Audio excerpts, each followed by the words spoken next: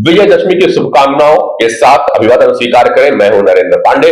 दशहरा के दिन भारत के सभी राज्यों सहित छत्तीसगढ़ में भी बुराई का प्रतीक रावण के पुतले का दहन हुआ। रायपुर के WRS मैदान में 101 फीट ऊंचे पुतले का दहन प्रदेश के मुख्यमंत्री विष्णुदेव साय की मौजूदगी में हुआ। इसके बाद वो रावण भाटा मैदान पहुंचे, जहां उन्होंने 50 लाख रुपए आयोजन के लिए देने की घोषणा की। रायपुर उत्तर के विधायक पुरंदर मिश्रा ने नक्सलियों को रावण का भाई बतलाया और कहा कि सीएम विष्णुदेव साय को इन तीरों के साथ इन्हें खत्म कर देना चाहिए। मुख्यमंत्री विष्णुदेव साय ने कहा कि सभी राम लक्ष्मण हनुमान बनकर छत्तीसगढ़ में जो भी बुराई है उसे और अपने भीतर की मौजूद बुराइयों को खत्म करने के लिए संकल्पित होना चाहिए। आप सभी लोगों को विजय का पर्व विजयादशमी की बहुत बहुत बधाई, बहुत बहुत शुभकामनाएं। और ये रावण वध करने की सार्थकता तभी होगी जब हम लोगों के मन में जो काम, क्रोध, मद, लोभ रूपी जो रावण बैठा है उसका हम लोग दमन करें, उसका हम लोग वध करें। बुराई पर अच्छाई की जीत का ये पर्व है। आज के इस अवसर पर हम सब लोग संकल्प लें कि छत्तीसगढ़ के अंदर में माता कौशल्या की नगरी में जहां हमारे भाचा राम अपने 14 साल के वनवास काल का अधिकांश समय 10 साल यहां छत्तीसगढ़ में बिताए, ऐसे प्रदेश में जो भी बुराई है उस बुराई को सब मिलकर, सब राम बनकर, सब लक्ष्मण बनकर, सब हनुमान बनकर इस रावण रूपी मेघनाद और कुंभकर्ण रूपी इस बुराई को दूर करने का संकल्प लें। मैं समझता हूं इसी में विजयादशमी मनाने की सार्थकता होगी।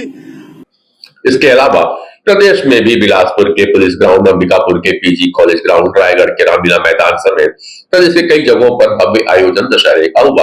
कोरबा के लाल मैदान में 110 फीट ऊंचे रावण का दहन किया गया, तो बिलासपुर के साइंस कॉलेज मैदान से विजय का जुलूस निकाला गया। रायगढ़ में OP चौधरी ने रावण के पुतले का दहन किया।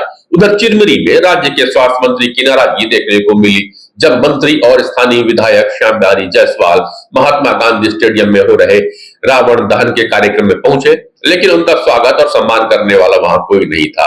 खास बात तो यह भी थी कि आमंत्रण पत्र पर स्वास्थ्य मंत्री का नाम भी अंकित नहीं था। मंत्री की नाराजगी लाजमी थी। SACL के GM द्वारा प्रदेश के स्वास्थ्य मंत्री की इस तरह की अनदेखी से नाराज श्याम बिहारी जायसवाल कार्यक्रम से दूरी बनाते हुए कार में बैठकर चले गए। हालांकि कोल इंडिया के अधिकारी हाथ जोड़कर मिन्नतें करते रहे, लेकिन स्वास्थ्य मंत्री का दिल पसीजा नहीं। इन सबसे अलग चर्चा रही रायपुर एम्स के डायरेक्टर की RSS के मंच पर रहने की। भारतीय सेना के रिटायर्ड अफसर और रायपुर एम्स के director lieutenant general Ashok Jindal को टाटीबंध के बाजार मैदान में संघ द्वारा आयोजित दशहरे के कार्यक्रम पे बतौर प्रमुख अतिथि बुलाया गया था। संघ ने रायपुर में शनिवार को पथ संचलन अर्थात मार्च पास्ट किया। हाथों में डंडा लेकर स्वयंसेवक चलते नजर आए, पर इनमें सबसे ज्यादा आकर्षण का केंद्र रहा 4 साल का एक छोटा सा बच्चा, जो शस्त्र पूजा में तलवार लिए नजर आ रहा था। देवेंद्र पटेल नाम के युवक के साथ पहुंचे इस बच्चे का नाम चित्रांश पटेल है, जो पथ संचलन में भी पूरे जोश के साथ घूमता नजर आया। अपने आसपास बड़ों को देखकर वह भी वैसी ही एक्टिविटी कर रहा था। टाटीबंध में आयोजित सभा में विजयदशमी उत्सव के मुख्य वक्ता मध्य क्षेत्र संचालक डॉक्टर पुर्णेंदु सक्सेना थे। उन्होंने संघ की योजनाओं के बारे में बताते हुए कहा कि संघ की स्थापना 1925 में हुई थी। इस तरह अब संघ 100वें वर्ष में प्रवेश कर रहा है। हमें सामाजिक जीवन में मन, कर्म, वचन से ऐसी कोई कार्य नहीं करना चाहिए जिससे किसी और को नुकसान पहुंचे। जरूरतमंद का हमें सहयोग करना चाहिए, प्रदूषण ना फैलाए, प्रशासन के नियमों का पालन करना एवं अपनी कार्य क्षेत्र की जिम्मेदारी का निष्ठापूर्वक निर्वहन करना, व्यक्तिगत और सामाजिक जीवन में भ्रष्टाचार के आचरणों का परित्याग कर आदि बातों का पालन करना होगा। नागपुर स्थित मुख्यालय में संघ प्रमुख मोहन भागवत का दिया भाषण भी इस समय राजनीतिक गलियारों में चर्चा का विषय बना हुआ है। ऐसा इसलिए क्योंकि उन्होंने बांग्लादेश की राजनीतिक अस्थिरता की तुलना भारत से की है। भाषण में मोहन भागवत ने बांग्लादेश में हिंसा जैसी स्थिति भारत में पैदा करने की कोशिशें, बंगाल में अल्पसंख्यक हिंदुओं पर अत्याचार और RG कर मेडिकल कॉलेज में महिला डॉक्टर पर हुए अत्याचार के मुद्दों पर टिप्पणी की। उन्होंने यह भी कहा कि भारत में भी बांग्लादेश जैसे हालात पैदा करने की कोशिशें हो रही हैं। Deep state, wokeism, cultural Marxist शब्द इस समय चर्चा में है और ये सभी सांस्कृतिक परंपराओं के घोषित दुश्मन हैं। समाज में अन्याय की भावना पैदा होती है, असंतोष को हवा देकर उस तत्व को समाज के अन्य तत्वों से अलग और व्यवस्था के प्रति आक्रामक बना दिया जाता है। भागवत ने कहा कि भारत के खिलाफ मंत्र विप्लव हो रहा है। उन्होंने कहा कि समाज की विविधताओं को अलगाव में बदलाकर टकराव की स्थिति पैदा करना सत्ता, प्रशासन, कानून, संस्था सबके प्रति अनादर का व्यवहार सिखलाता है। इससे उस देश पर बाहर से वर्चस्व चलाना आसान हो जाता है और इसे ही मंत्र विप्लव कहते हैं। उन्होंने देश के सभी नागरिकों से सचेत रहने की अपील भी की है।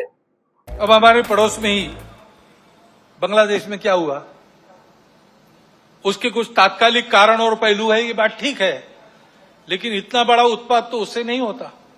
वो कारण उनकी चर्चा जिनका विषय है वो करें, परंतु दो बातें ध्यान में आती है। पहली बात है कि उस उत्पात के कारण वहां के हिंदू समाज पर जो अत्याचार बार बार होते हैं उस परंपरा को फिर से दोहराया गया।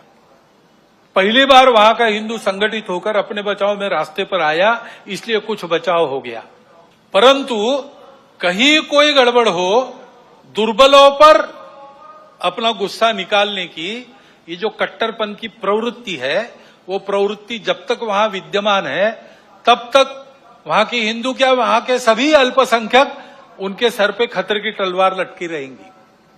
उनको आवश्यकता है मदद की, विश्व भर के हिंदुओं की, भारत के सरकार की सहायता उनको मिले, ये उनकी आवश्यकता है। परंतु इससे ये ध्यान में आता है और ये ध्यान में आना चाहिए, हिंदू समाज के भी ध्यान में आना चाहिए कि दुर्बल रहना अपराध है।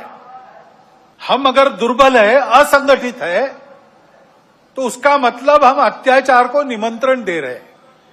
निमित्त कुछ नहीं चाहिए, हम दुर्बल है, यह निमित्त पर्याप्त है। और इसलिए जहां कहीं भी हम हैं वहां संगठित रहना, सशक्त रहना, किसी से शत्रुता नहीं करना, हिंसक नहीं बनना, योगदान देने वाले बनना, परंतु इसका अर्थ दुर्बल रहना नहीं, अशक्त रहना नहीं। इसको हमको करना ही पड़ेगा।